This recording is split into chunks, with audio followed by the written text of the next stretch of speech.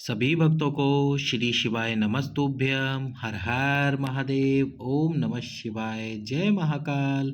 शिवाय नमः। ओम। तो आज हम आपके सम्मुख में लेकर आए हैं पूज्य गुरु जी की पिछले महीने की कथा से एक बहुत ही विशेष उपाय जो आपको कार्तिक प्रदोष जो कि 13 नवंबर के दिन पड़ रही है उस दिन करना ही करना है।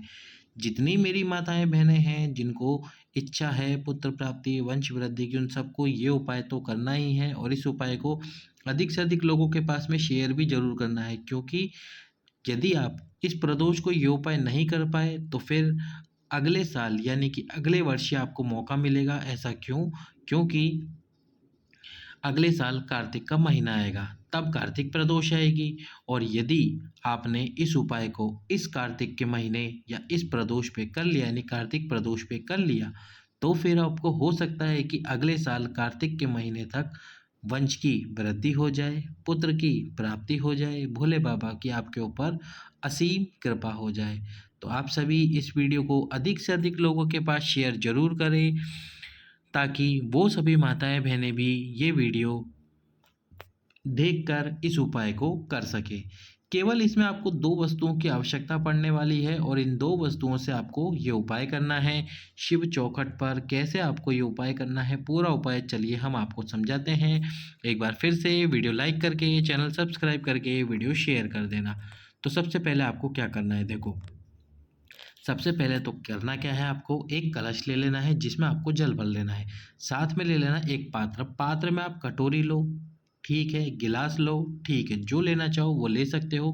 तो इस प्रकार से आपको कलश लेना है। कलश के ऊपर रखनी है आपको कटोरी या जिस भी पात्र में आप दूध ले रहे हो। अगर आपके पास में गाय का दूध है तो बहुत अच्छी बात है, नहीं है तो कोई बात नहीं, जो भी आपके पास में दूध है, कच्चा दूध, उस दूध को लेकर जाना, कलश के ऊपर लेके रख कर लेकर जाओ तो ठीक है, नहीं तो दोनों हाथों में पकड़कर शाम के समय प्रदोष काल में आपको जाना है शिव जी के मंदिर। प्रदोष काल आप सभी जानते हैं, सूर्यास्त से 45 मिनट पहले और 45 मिनट बाद का जो समय होता है वो प्रदोष काल कहता है। जैसे कि मान लो अभी 7 बजे सूर्य अस्त होता हो, ये केवल मैं बता रहा हूँ, मान लो, तो इससे 45 मिनट पहले 6:15 पर और इससे 45 मिनट बाद 7:45 पर, 7:45 तक, तो ये जो समय होगा 6:15 से 7:45, ये प्रदोष काल का समय होगा। अब आपको ऐसे शिव जी की चौखट पर बैठना है, आसन लगाकर बैठना। सबसे पहले तो आसन ले लेना, अंदर से आसन लगाकर भगवान शंकर की चौखट पर बैठना। दूध का पात्र और वो कलश साइड में रख देना और आपकी झोली पसार कर बाबा भोलेनाथ से पुत्र प्राप्ति, वंश वृद्धि और संतान प्राप्ति की कामना करना। झोली पसार कर बाबा से कामना करना और आपका नाम भी एक बार शिव जी को बोल देना कि शिव, मैं तेरी ही बेटी हूँ, नाम मेरा ये है, मुझ पे कृपा कर, इतने वर्ष हो गए हैं मेरे विवाह को, मेरी शादी को, मैंने हर उपाय किया है, मैंने हर प्रयास किया है, आज ये प्रयास भी कर रही हूँ, ये उपाय कर रही हूँ, मुझे तुझसे उम्मीद है, मुझे जल्द से जल्द पुत्र प्राप्ति कराओ। और इसके बाद में उस झोली को अपनी तरफ गिराना।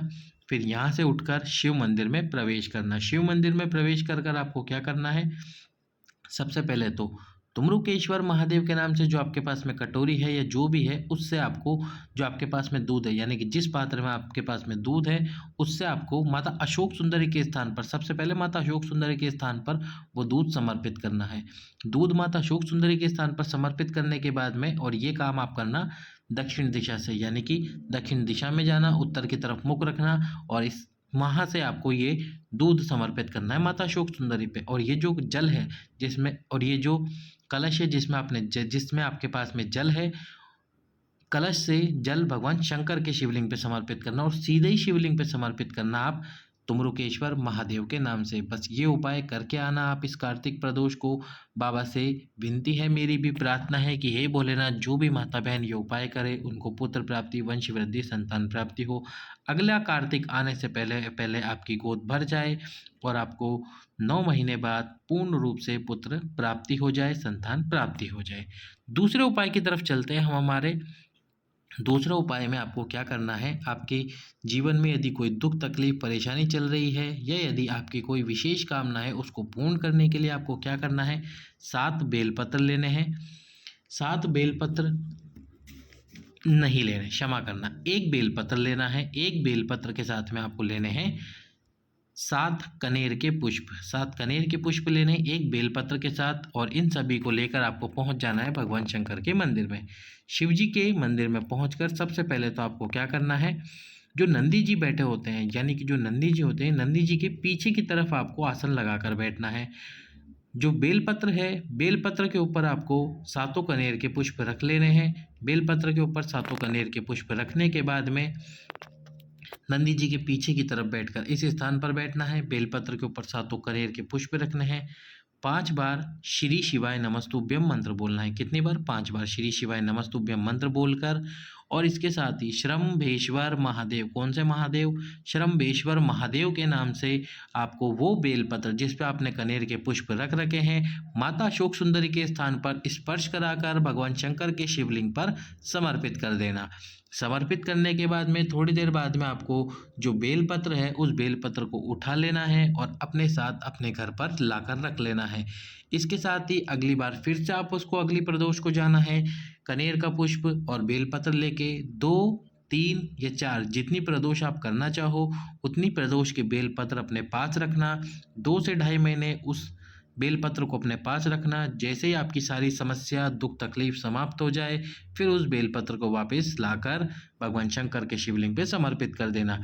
यदि किसी प्रदोष को आपको कनेर का पुष्प ना मिल सके तो कनेर के पुष्प के स्थान पर आप 7 अक्षत यानी कि चावल, चावल का जो दाना आता है उस चावल को ले लेना जो खंडित ना हो, और इस उपाय को अवश्य ही करना श्रम्भेश्वर महादेव के नाम से। बाबा भोलेनाथ की कृपा आपके ऊपर अवश्य ही होगी। यदि अभी तक आपने वीडियो लाइक नहीं किया है, वीडियो लाइक करके चैनल सब्सक्राइब करके वीडियो शेयर कर दो। अब हम आपको अगला उपाय बताने वाले हैं, वो है 7 पुष्प और 7 बेलपत्र वाला। 7 पुष्प और 7 बेलपत्र वाला ये विशेष उपाय जो गुरुजी ने स्पेशली बताया था गर्भवती माताओं के लिए, जो कि गर्भवती हैं, जिनका जो भी गर्भस्थ है, यानी कि जिनके गर्भ में अभी बच्चा पल रहा है, उनके लिए गुरुजी ने बताया था ये विशेष उपाय कि उनको पूर्ण गर्भ की प्राप्ति हो जाए, सुंदर पुत्र या पुत्री की प्राप्ति हो जाए। इसके लिए आपको क्या करना है, 7 कोई से भी पुष्प ले लेना और एक बेलपत्र ले लेना। अब ये 7 कोई से भी पुष्प लेकर एक बेलपत्र लेकर भगवान शंकर के मंदिर में पहुंच जाना। शिव जी के मंदिर में पहुंचकर सबसे पहले एक बेलपत्र के ऊपर एक पुष्प रखना और ये समर्पित करना माता अशोक सुंदरी के स्थान पर श्रम्भेश्वर महादेव के नाम से। श्रम्भेश्वर महादेव के नाम से एक बेलपत्र एक पुष्प के ऊपर एक बेलपत्र पे एक पुष्प रखकर समर्पित करना, फिर दूसरे बेलपत्र पे दूसरा पुष्प रखना, श्रम्भेश्वर महादेव के नाम से समर्पित करना। इस प्रकार से आपको 7 बेलपत्र के ऊपर 7 पुष्प एक एक करके रखने हैं और समर्पित कर देने हैं माता अशोक सुंदरी के स्थान पर श्रम्भेश्वर महादेव के नाम से।